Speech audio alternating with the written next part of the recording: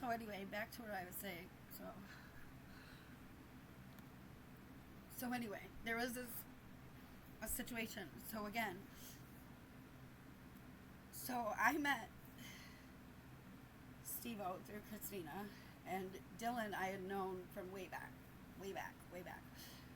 through when I was dating a biker guy, and then lo and behold, somehow Dylan ends up friends with my next ex, and then somehow Christina ends up dating this guy. Whatever, the dating thing doesn't matter. It's a long line of crazy, but homie hopping, okay. But anyway, but it's funny how I met Anne. So Steve-O lived in this basement apartment, and something happened. We were helping Christina move her stuff from somewhere else into Steve-O's, and Steve-O lived in this basement apartment. But again, I told you I didn't leave the house much, and I can get lost going straight with GPS. So I went from the basement apartment like to the truck, and then could not find my way back into the apartment. For whatever reason, I walked into the front door, and like I was so nervous because I knew I was in the wrong place, but I had like already been like up on the porch to the point where, and the door was kind of open, like the front, it had two doors, but I was already like in the house, and like kind of like, so, but I didn't want to be like, because I'm trespassing, so I'm like, hello, it was too much to like go back, plus I was so scared, I didn't know where I was. So then this lady comes to the door, turned out to be Anne.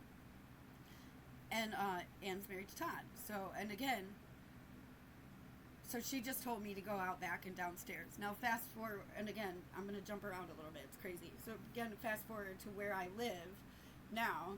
Turns out she used to live across the street. So the people across the street threw out all this stuff.